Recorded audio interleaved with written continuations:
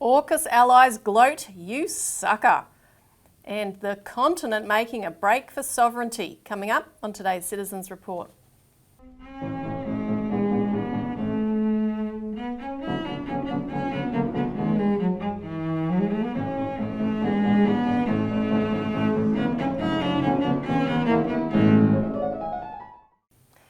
Welcome to the Citizens Report for the 22nd of August 2024. I'm Elisa Barwick. Joining me today is Citizens Party researcher Richard Bardon. Welcome, Richard. Thanks, Elisa.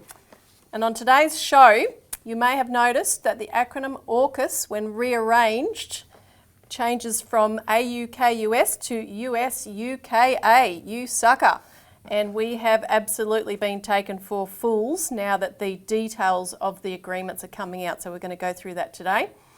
And we're going to talk after that about dramatic moves from some countries in the west part of Africa who are adamantly insisting, quite contrary to what we're seeing in Australia, that their sovereignty is number one and they are going to insist on it. So stay tuned for that one.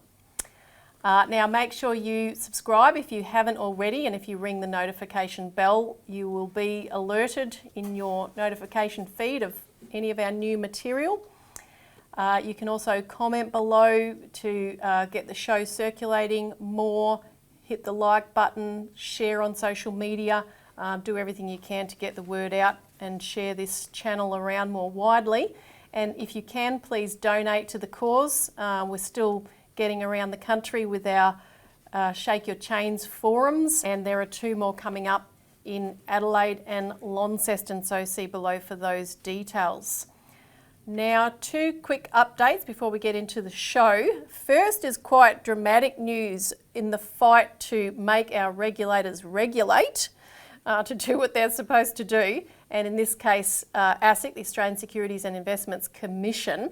And of course, we had the very dramatic hearings of the inquiry, the parliamentary inquiry that took place, which resulted in excellent recommendations to basically break up the regulator, turn it into 2 different agencies so that each of them can actually do the job that they were intended to do. And that led to quite a backlash. Of course, Joe Longo, the head of ASIC, refusing to admit there were any problems. But the agency is well and truly under siege, and there was a report that came out from ABC that basically said it's a horrifying situation for the people that work there now. People were literally crying at their desks, according to an ASIC officer who divulged these details to the ABC. And since then, I don't think we reported it on last week's show because it hadn't happened yet, but you can watch an excellent show on the Interests of the People YouTube channel, which is Martin North and John Adams. Of course, John Adams, the independent economist, had a major role in holding ASIC to account and forcing the issue to the table through this hearing that took place. But Robbie Barwick was on that show with them and revealed the fact that in our office, must have been just after we recorded the show last week, we received a letter addressed to our office, to Robbie and to John Adams, which was on ASIC stationery, the envelope and the document inside, basically saying, look, you know, this is much, much worse than you're saying. Your show, they'd watched the Citizens Insight show that Robbie Barwick he'd interviewed John Adams about this, so you can also go back to our channel, you'll find that there on the list. But yeah, they said you were spot on, but it's even worse. Everything you said was spot on, but it's even worse than you know, is the gist of it. Yeah, and it was basically a cry for help.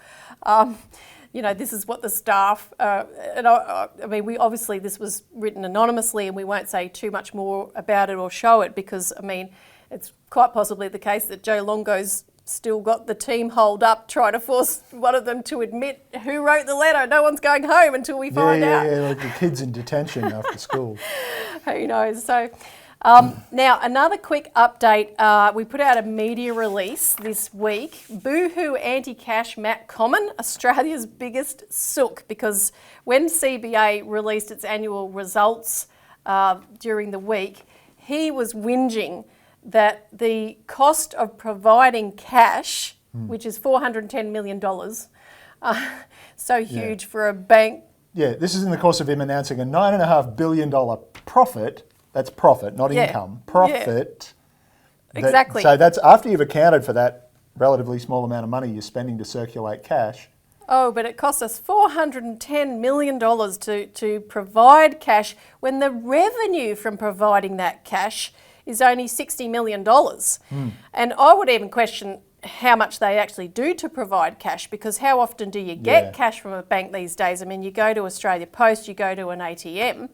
You're really... I would like to see the actual breakdown of those figures. So would I. On both sides of the ledger. Because they're shoving all of their costs by shutting down branches onto Australia Post and other agencies that are picking up the slack. But of course, what we need, just as a reminder, are two things to solve this issue, which would do it in one fell swoop. You know, the banks can... be relieved of their duty of providing cash. If you don't want to do it.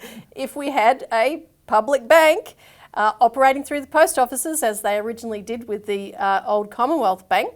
So we need to continue to impress on the government the recommendations of the Regional Banking Inquiry that recently concluded its 13-month-long hearings, which went across the country to hear the same story everywhere they went. That the closure of banks in regional areas has created a breakdown of the economies of those regions and the social fabric of those regions too. So their recommendations include setting up an expert panel to investigate the necessity to have a public bank, which is great, and we need to bring that on.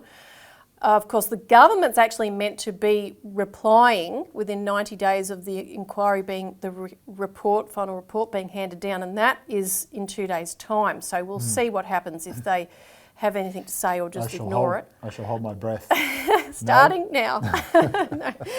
No. But the other thing too, which we'll tell you more about soon, is there's a bill in the Parliament, the Keeping Cash Transactions in Australia bill, put up by politicians Andrew Gee and Bob Katter. So that's another really important bill to basically force businesses and so forth to accept cash, which goes hand in hand with the provision of cash. You have to be able to actually use it. So with some reasonable exceptions, and also the point that we've been making is that do that, but the businesses need to have somewhere to bank, to deposit the cash, to get change, to do all if they're going to keep accepting cash, which most businesses, contrary to what the banks will tell you, you ask the council a small business, they love cash. It's just a problem of them being able to deposit it in a bank and to get their cash floats for their tills. And if you've got the biggest retail footprint in the country, Australia Post, turned into a bank counter overnight, no more problem. Exactly. But this cash transactions bill is good in itself, but it's necessary but not sufficient, as they say. It can't stand alone. It needs to be a companion bill to a postal bank. Absolutely. So whatever form that takes. There's various initiatives to push these things, right up front on the agenda, which we'll keep you posted of. When they become apparent, when the mission becomes clear, but they're in the works. Now, on to our first topic. AUKUS, Allies gloat. You sucker. And that really is what should be ringing in the ears of every Australian right now. And you've written this up for the Australian Alert Service this week, Richard. AUKUS and Osman updates accelerate countdown to war. And of course, people can read the full details by getting a copy of our Australian Alert Service or subscribing to it to get it every week, where of course all the background detail that we can't go through on the show is contained. So the Osman meetings took place in the United States over a week ago now. This is the 2+2 ministerial forum. They've been going for, this was the 34th or 35th one, between the foreign and defence ministers of Australia and the counterparts in America, the defence and the secretaries of state and of defence. Yes. That's right, and actually you opened your article, this is how you wrote it. When Parliament rises from this month's sitting on Thursday evening, Prime Minister Anthony Albanese might as well turn out the lights at the Lodge, hand the keys to the US Embassy's naval attaché on his way home to Sydney and never return. Because look, that's the impact. In fact, Richard Marles, Defence Minister, said it in as many words when he was speaking to a crowd at the US Naval Academy. He said, Australia is experiencing a Navy takeover of our Defence Force. And he then proceeded to elaborate on an incredible ramping up of the rotational presence in Australia of American military in all domains. So that includes greater rotational presence of Marines in Darwin, joint upgrading of various of our military bases. Which they've ceded control of to the Americans. They're American bases on Australian soil, but we don't have a say what happens there. Well, sign that away. Yeah, exactly. More maritime patrols and reconnaissance aircraft to be based here, increased bomber deployments. This is nuclear capable B-52 strategic bombers. Yeah. Which nobody's going to take your word for it that they're not carrying nukes, and Penny Wong has said we don't want to know, we're not going to ask. Yeah, don't ask, don't tell is essentially the way it works. The Americans can do what they want, and so of course everybody was going to assume, if you think Chinese and Russian and anybody else, that we're targeting, we're making enemies of, they can't afford to assume that there aren't nukes there, whatever we say that's about right. it, without actual assurances, and there are Yes. there are no treaties to provide those assurances. That's right. This is a bullseye we've painted on our backs with this thing. With a big mushroom cloud in the middle of it. Oh, absolutely. And then the final thing in that escalation of the rotational presence is a new submarine rotational force in Perth, which will be situated in Perth. This is American and later British, if they ever get them back to sea again. None of their subs our future one's supposed to be based on are actually seaworthy at the moment, apparently. But and again, these are attack submarines, not ballistic missile subs, but they carry the launches that they carry and the types of missiles they can deploy, Tomahawk cruise missiles, are nuclear capable. Yeah.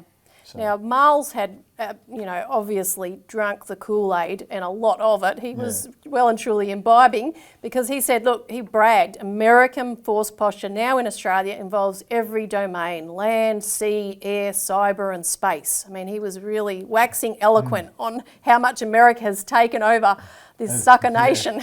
As eloquent as he ever gets. But just let me point out too, space, American military force posture in space, we both, and the Brits, and a whole bunch of other countries, I forget how many, but we're all signatories to the Outer Space Treaty from the 60s that says it's for peaceful use only. No weapons up there, no war material, nothing happening up there. We all signed and ratified that treaty. And now he's bragging that we're enabling American military presence in space in contravention of that treaty. And then they want to go around and preach about international law to other people? Yes. Give me a break.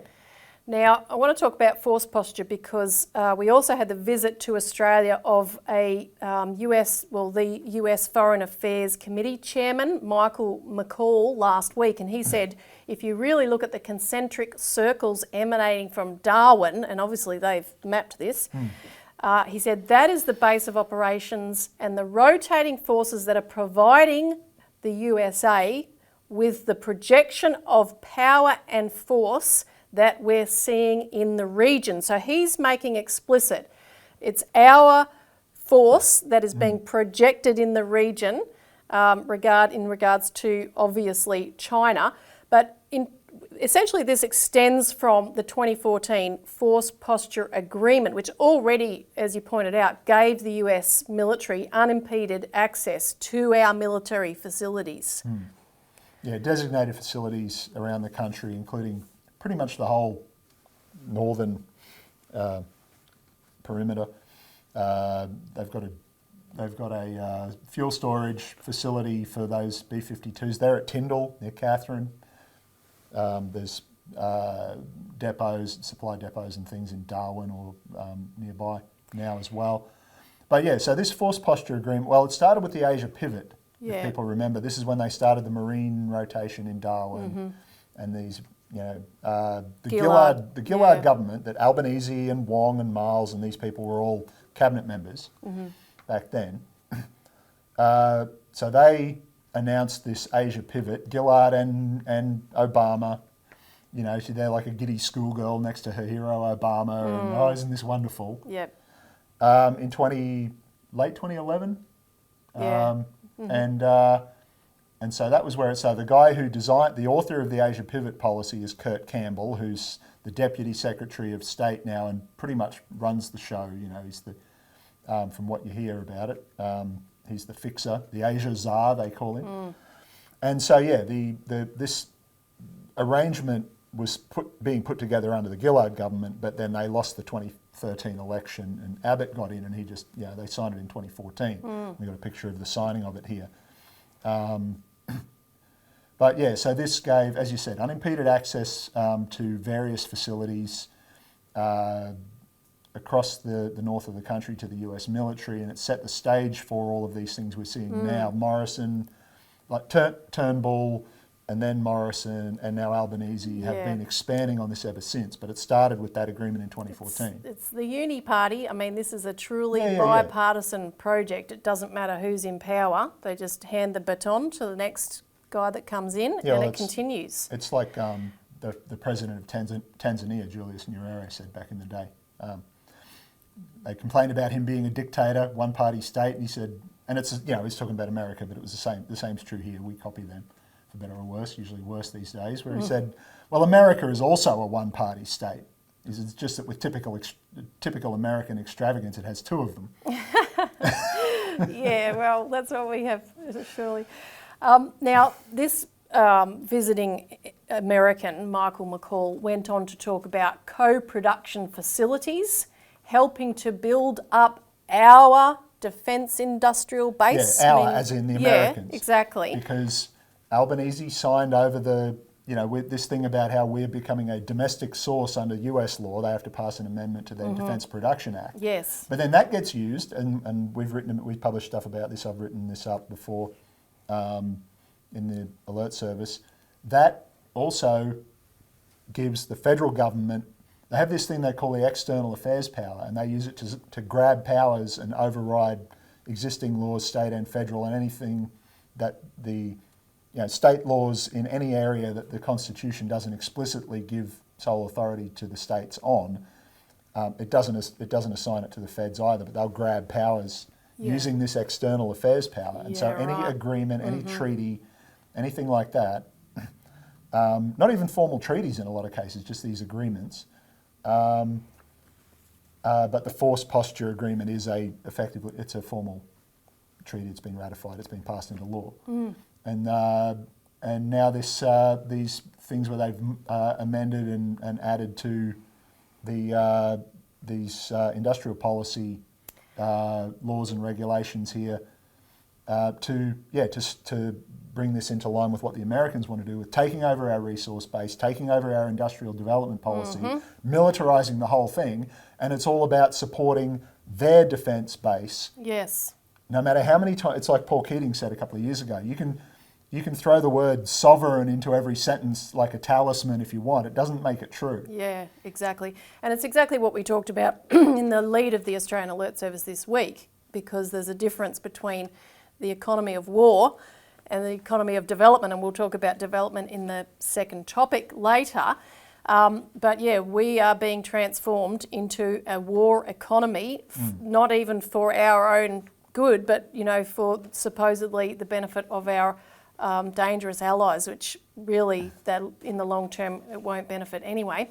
But at Osman, Richard Marles talked about the transformation, again, he raved about it, the transformation of our industries into one seamless ecosystem with that of the United States. Guess who's the apex predator in that ecosystem, mate? It's not you. You got 3 guesses and the first 2 don't count, as somebody once said. Yeah. And his US counterpart, Lloyd Austin, went on at that same event to talk about future agreements where there's memorandums of understanding being drawn up now to produce in Australia guided multiple launch rocket systems and precision strike missiles. Yeah, this is one of the things they passed was for technology sharing on this, what they call the Guided Weapons and Explosive Ordnance Program, which is basically us making American missiles here, and the Americans, the quiet part that they try not to say too loud is that the Americans get first dibs on the supply of those, just like they do on everything else. So we're making stuff for them, like McCall bragged about. I mean, at least he's honest. Although when it comes to such technologies, they can and this comes into, I want you to go through a bit of the AUKUS agreement now that it's becoming apparent what's in there, because it was secret up until now. But then once it has to go to the Parliament, of course, it has to come out in dribs and drabs as it does. And one of the issues there was that the agreement states that the United States and the United Kingdom should not unreasonably withhold information, material or equipment from Australia. So, this sharing arrangement can be just ripped out from under us at any point or moment, essentially. Yeah, so what happened was, they make these agreements. Remember, this AUKUS thing, they call it a pact. There was no formal treaty. Whatever agreements might have been made were made in secret under existing arrangements, the ANZUS Treaty, the Force Posture Agreement, whatever it might be. But at a certain point, when you come to this thing where it gets down to the nuts and bolts of sharing nuclear technologies,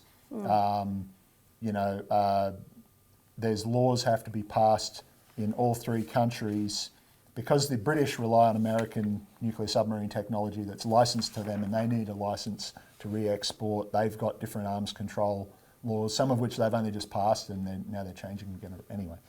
But and it requires a formal treaty arrangement in part because there are international controls that we have to at least, and the Americans even have to at least be seen to be complying with the non-proliferation treaties. The International Atomic Energy Agency has to be kept apprised of what's happening and has to be able to monitor things to make sure that everybody's complying with those non-proliferation controls and safety procedures.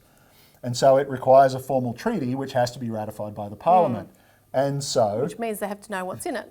Finally we get to see what's in it, and like the "you sucker" thing, we didn't coin that. No. We can't claim that one, but that started doing the rounds as soon as Albanese announced the $368 billion price tag for these probably imaginary submarines.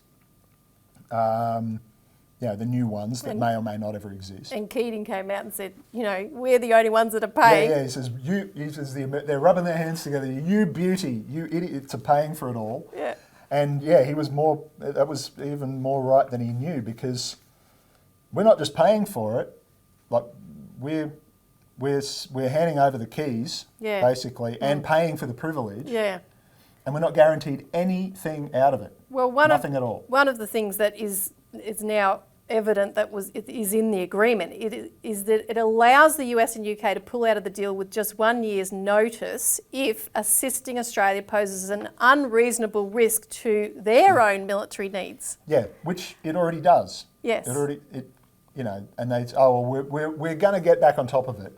They're years behind in the production of all three. Both classes of submarines in America, both classes of submarine, the attack subs that we're supposed to be getting, that they need to finish building out the orders of those before they start on a new one, and their ballistic missile submarines. Both countries are way behind. The British, as I said earlier, Rex Patrick come out, the former senator, former Australian Navy submariner, and said, well, none of the British Astute class attack subs are even seaworthy at the moment because they've got maintenance backlogs and too few personnel and all of this stuff, right?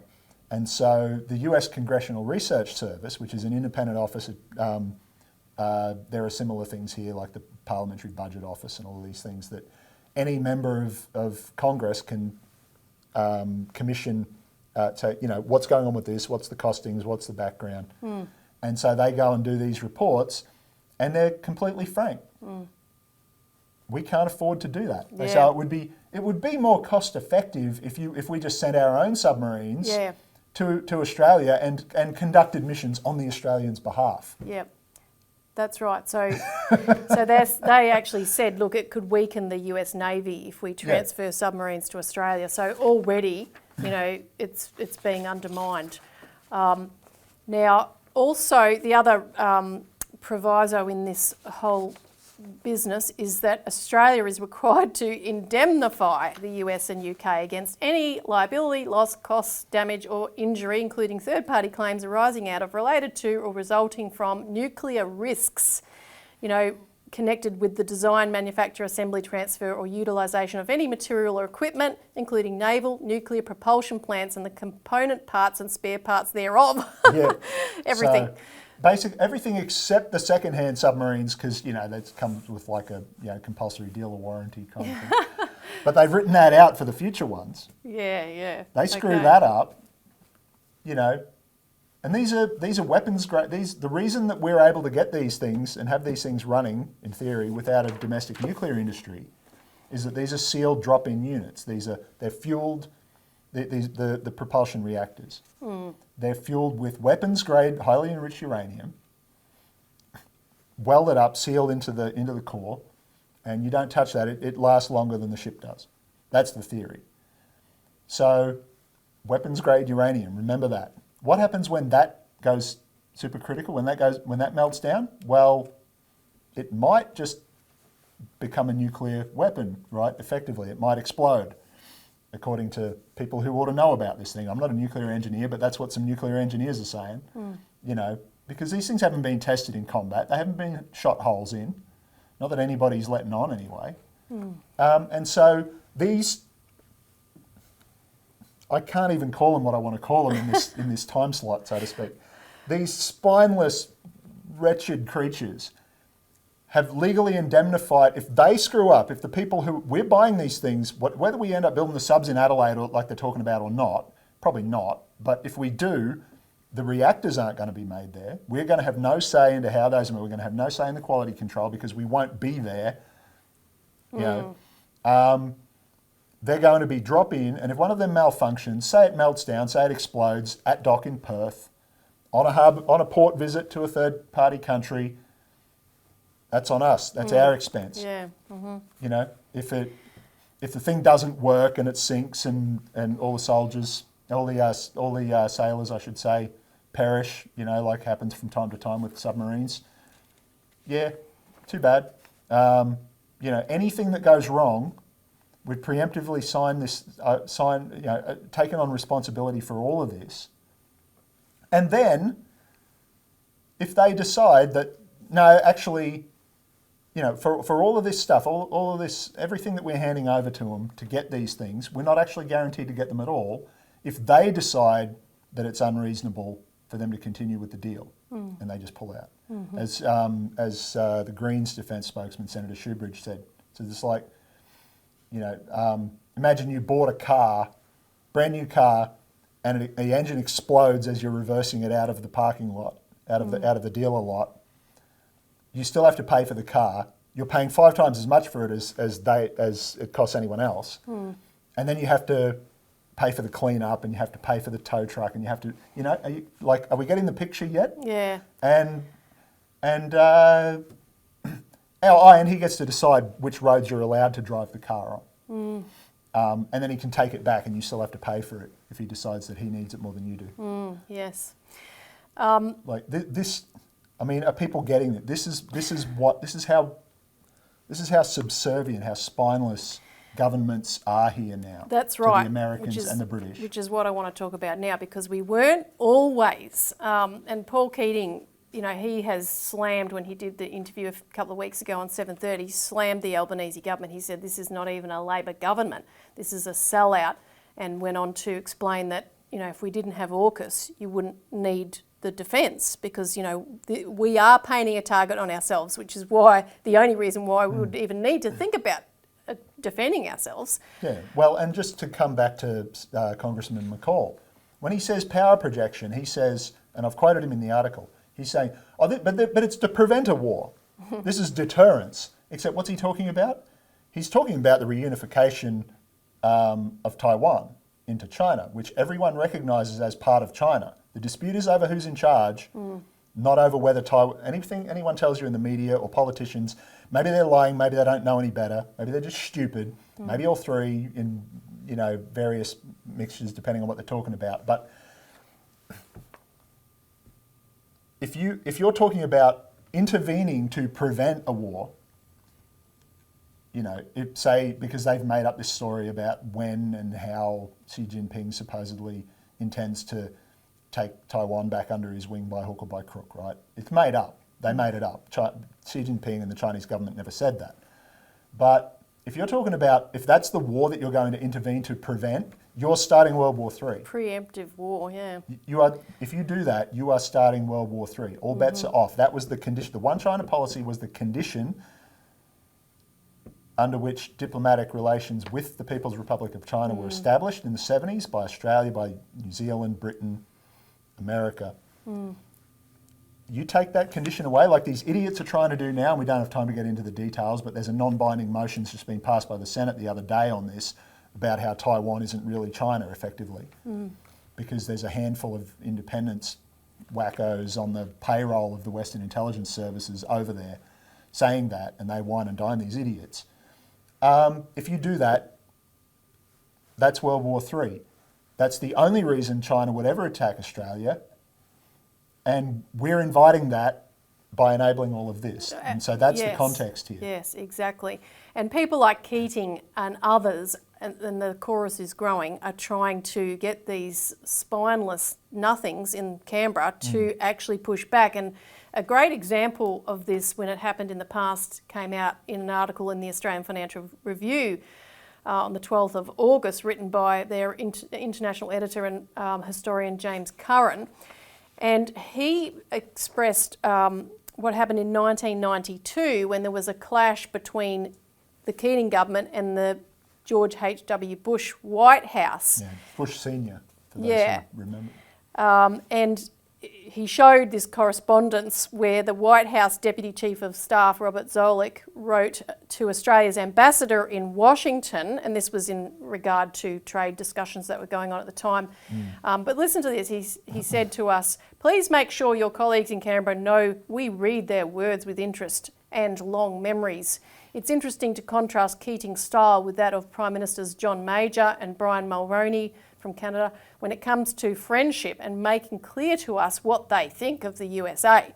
And he went on to say that Keating should understand, indeed should be in no doubt, that the USA has long memories.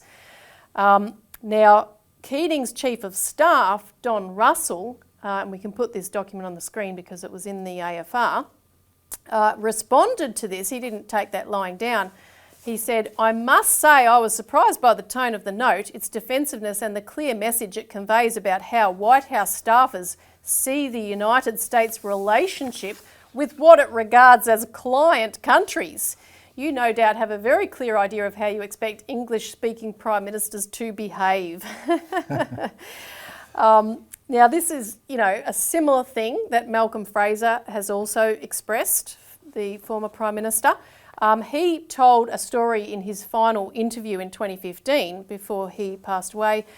He said he received a cable from the UK telling him how Australia should vote on a United Nations motion, and no details, just vote this way. And he replied that he would think about the issue and inform them how Australia would vote once he decided, and he didn't give any explanatory. And he said in the interview, he said, "We were just a colony that would do what they said. And to have that mentality alive in 1976, I thought it needed diminishing, getting rid of." Well, here, but we're still still battling it today.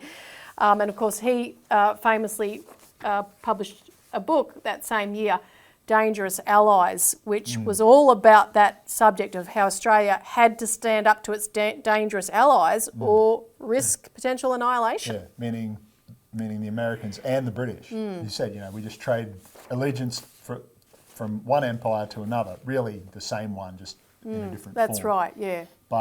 And he understood that, but he was just simplifying in some of these interviews. But he said, his tagline on the book cover was, "Australia needs America for security, but it only needs security because of America." In other words, if we didn't have these alliances, then we wouldn't have the trouble that we need, supposedly need those alliances to defend against. And ironically, this was the argument of the Americans in their early days. George Washington's farewell address to the Congress, to the nation, it was printed in the newspapers. They didn't have broadcast news back then. He said the same thing. So did a bunch of the other American founders in slightly different phrases, but all said the same thing. Avoid entangling alliances. fight for your own, be the what was it, the well-wisher of liberty for all and the defender and vindicator only of your own, was how John Quincy Adams put it. So, that was the ideal of America, rarely lived up to, depending who was in charge at the time, but none of that anymore. Now they're the empire and we're all supposed to fall in line. Yeah. And the only reason, it's the ultimate protection racket, if you think about it. Exactly. It's, they're creating the hazard that we need protection them, from. we need them to protect us from. Just drop it. Now, interestingly enough, one of the other people that have joined this chorus of voices saying, we've got to get some distance here from the US is Ross Garnaut, economist who's held various positions, including as ambassador to China. He said on the 20th of August, there is no future for our two peoples, meaning Australia and the US, and there may be no future for humanity unless our US ally can get used to being one of several powerful states in a world that allows primacy to none of them. And that's a reflection of the shift to multipolarity, because US Anglo-American hegemony, as many world leaders have made very, very clear, probably most explicitly Russian President Vladimir Putin, is a thing of the past. It is actually over, and you just have this kind of struggling, dying empire that doesn't want to go down. It's kicking and screaming, that hasn't recognised it yet. Yeah, and as we've quoted at length, a gentleman some might have heard of, Lawrence Wilkerson, the former United States Army colonel. He was chief of staff to Colin Powell back in the day. And he just said, there's been hundreds of empires. They're all gone. We're not going to be we're no better or different. But we've got nuclear weapons. We're the first empire that can take the world down with us. Yeah. And we're going to if we keep going the way we're going. And so he's put out the call, you don't want to die and kill every, global suicide pact, murder-suicide. Now, you better stand up against this stuff. Now, on to the good news, because there is a pathway because people out. are. And that brings us to our next topic, the continent making a break for sovereignty. And, speaking of multipolarity, as the US dollar order more and more sanctions and excludes nations, and this segment we're about to talk about is not just about the US dollar order, but the old colonial order, which, of course, Africa is the most plundered nation in history because of the colonisation of various countries. They are pushing back because they now have a framework in which they can do so. Because of what China has done, because of what the BRICS countries have done, with the focus on both development and the creation of a fair financial order that works for all. Yeah, which is what the Bretton Woods post-war order was envisioned to be, but it never quite happened. And after Roosevelt died, that very rapidly, was hijacked and went downhill. But African countries, particularly a handful of countries in the west of Africa, are just forging forward with this. They're not, waiting for even other arrangements with BRICS nations. They're just, not waiting to join those clubs or groups. They're just saying, okay, we're going to just do what we've got to do. And the three countries we're talking about here today, Burkina Faso, Mali and Niger, had all got to this point by the process of popular revolutions, some of which included military coups, and some of these countries, of course, now have military leaders. But their intention was to overthrow the old colonial system, essentially. And what you see in what they're doing now, what their intention is. Burkina Faso, for instance, on the 2nd of August, just opened the country's first state bank. So, a national credit bank run by the government for the people. And the leader, Captain Ibrahim Traoré, stated that this bank is a tool and a symbol of economic and financial sovereignty of Burkina Faso. It will be closer to the populations and will contribute to the socio-economic development of our country through a more suitable method of financing and structuring projects and programs. And he called on the public and private sectors to participate in the work of collectively building a sovereign economy in the service of the development of our country, with the priorities of the bank being infrastructure financing, supporting local business, the development of growth sectors, and a bank to, quote, serve the people. Sounds familiar. Yeah, no, exactly. So this is really a stunning development which seemed to come out of nowhere. It didn't come out of nowhere. The arrangement between Burkina Faso, Mali and Niger, which is now morphing into more economic the side of things, started in September 2023 with a military alliance, and then in July this year those countries signed a confederation charter in terms of military defence arrangement, but also to include financial and economic arrangements, including a potential investment bank and a stabilisation fund. And these countries had withdrawn from the Economic Community of West African States, denouncing it as a tool of the imperialists. France in this case. But, yeah. And the Western financial establishment, quote unquote, via France. Yeah, exactly. And these three countries all still use a currency created in 1945 by France. Yeah, an external version of the franc that, it's like, imagine if we were still using banknotes.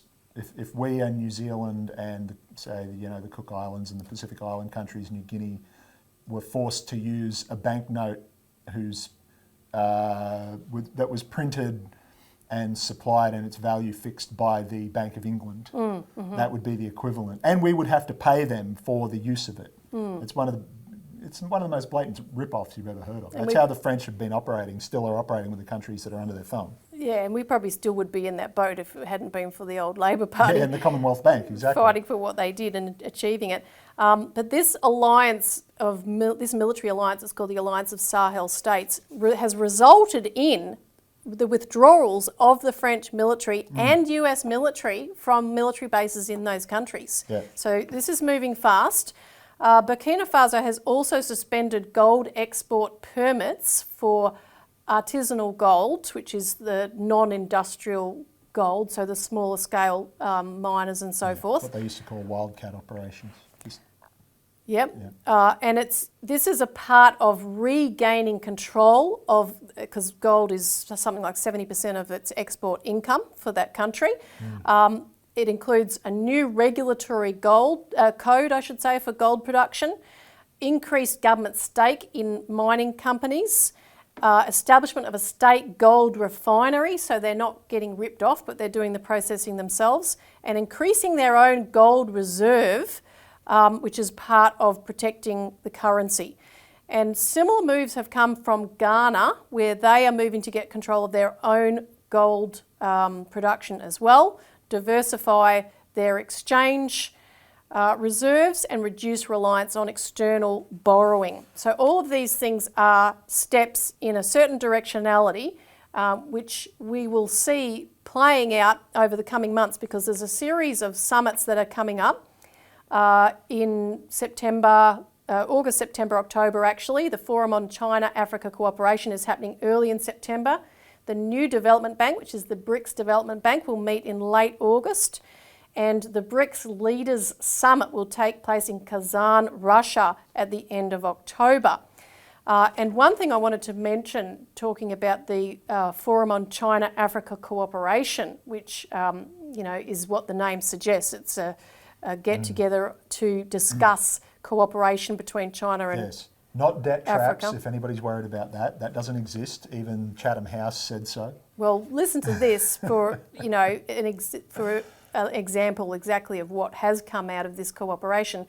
A new book was released ahead of this FOCAC forum, which is taking place soon, called Xi Jinping and the Flourishing Forum on China-Africa Cooperation in the New Era. And this was written by two South African academics, and it was released on the 16th of August in South Africa.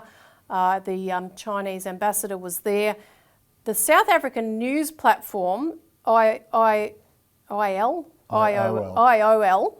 had this report or summary of the book. It said the book explores the extensive China-Africa relations which has resulted in China constructing and upgrading more than 10,000 kilometres of railways, nearly 100,000 kilometres of highways and over 60,000 kilometres of submarine cables, as well as nearly 1,000 bridges, 100 ports and over 100 health facilities and schools. So that's one assessment, which, you know, papers over a lot of details of stunning, and, you know, we can put up the picture we used in the alert of a bridge in Mali. You know, so that encompasses a lot of development and changing the lives for some. We had the figure there in the 900 million African people these particular projects have impacted the lives of. In 52 of the 54 African states. That have signed Belt and Road agreements. And just because you mentioned BRICS, remember this isn't just Brazil, Russia, India, China and South Africa anymore. This is also Ethiopia and Egypt. Yes. You know, two of the biggest countries in Africa. And I was thinking, you know, remember, everybody probably remembers, everyone is old enough to remember, well, the whole stereotype of the starving Ethiopians, right, in the famine in the 90s, because of a drought and various other things, but mostly because they had no infrastructure. They don't have the colonial, you know, the divvying up of the colonial thing when it was all breaking down in that part of Africa, and the foreigners drawing borders and leaving a mess on purpose and taking off like they did in the Middle East. Ethiopia doesn't have its own port anymore. It's landlocked. There's a separate state, a separate country called Djibouti. But anyway, that used to be part of that whole, you know, don't need to get into that. But the point is, the Chinese came in years ago. Look, it started even before the BRI was formally launched in 2013. And they upgraded the port, and they built a highway, a paved highway from Djibouti through Ethiopia, and there's now, not like you said, there's thousands of kilometres, 100,000 kilometres of road highways now that they've built. There was a worse drought, maybe 5 years ago. I don't remember off the top of my head exactly when it was, but there was a worse drought than the one in the 90s that killed all these people from starvation. Guess how many people starved? No one. Right? Yep. And that's the kind of thing that's what's been deliberately denied to these countries through this, you know, neo-colonial things like you said before. And so the Chinese come in and say, well, how can we all work together and we'll all get ahead? You know, we'll get rich together. That's the whole thing. Yeah. And that's why China is the enemy, not because of any military threat. It doesn't have an offensive military force structure or posture, and you can ask the US military intelligence agencies themselves about that. They put out public reports anyone can go and read. Don't believe what you see in the media, right? No, absolutely. And, you know, that really is the threat, as you say, particularly as you see the entire US dollar order disintegrating in front of our eyes. I mean, there's a building new global financial crisis centred in America because of its exploding debt, and of course it has the capacity to issue as much debt as it wants because other countries will buy it in the form of US treasuries. However, so many countries are now offloading their US treasuries or not buying them. It's basically hedge funds, speculators that are propping up that US system. And I mention it because there was an article that was written which we reported also in the Australian Alert Service, and again, you know, you can read the details because we only mention it briefly. And this article was written by this Chinese scholar at the anniversary of President Richard Nixon announcing that he was going to de-link the US dollar from gold, which created the situation where the US dollar itself, backed by nothing, became the reserve currency for the world, setting up this whole situation that's now unravelling. And it was interesting because this Professor Dai Dongsheng published an article, A Metaphor on US Dollar, Laughing BRICS Scholars Out, published by the China Academy. And the intro to it summarised it this way. Professor Dai Dongsheng believes that the world economy is like a room with central air conditioning, and the US holds the remote control through the US dollar hegemony. As a result, the entire world is bearing the risks of the US economy. And, you know, the people that see it want to get away from it and fast, that risk.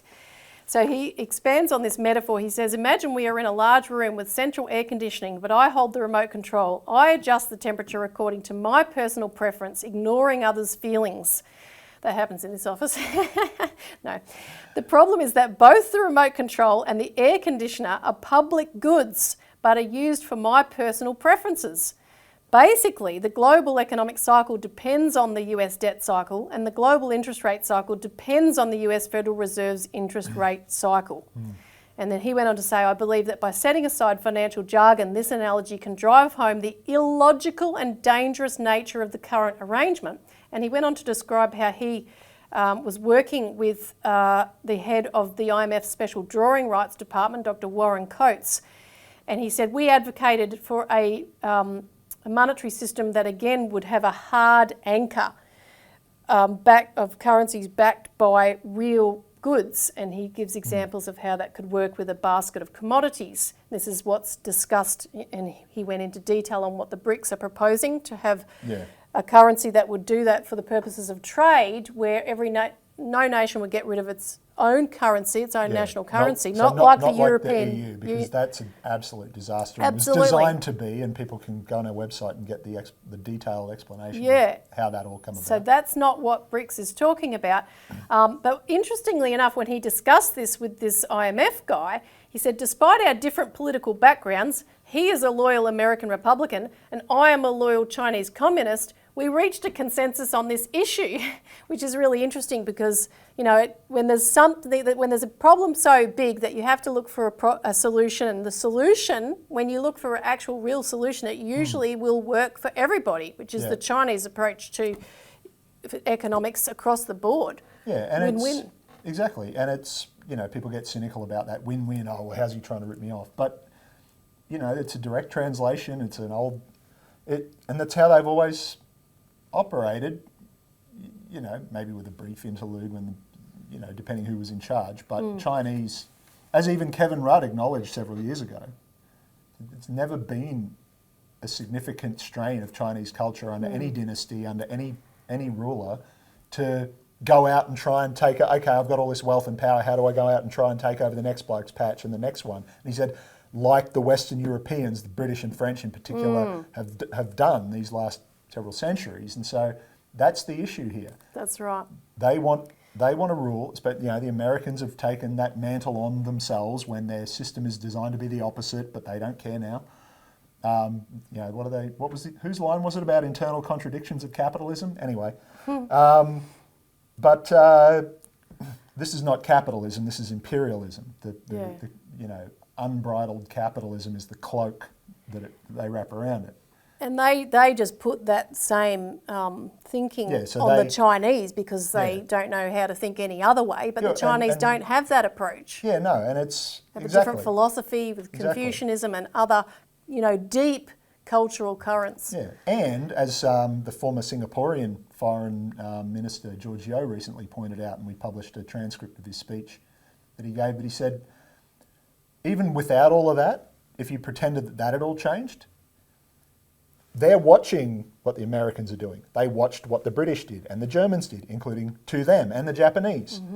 And everyone else, so all the other empires that have come and gone during China's recorded history of 5,000 or so years. Why would they want to do that? Why would they want to follow the example of the people who do stupid things and destroy themselves? They go around the world copying other things. They copied part of their banking system from us before we destroyed ours. Theirs works, ours doesn't. Why do you think that is? Yeah. Right?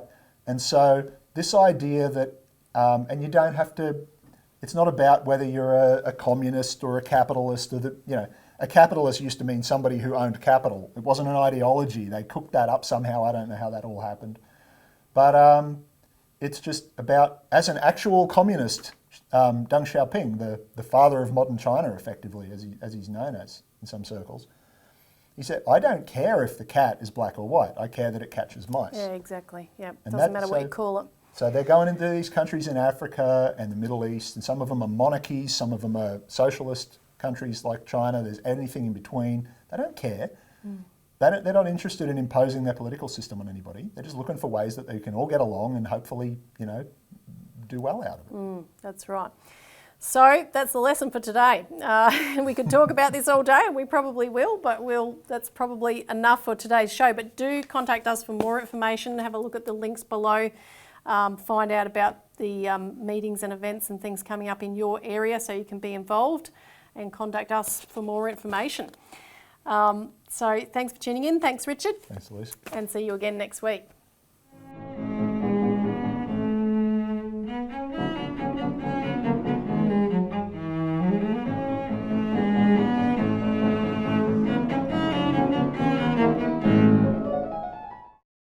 Authorised by Robert Barwick, Citizens Party, Melbourne.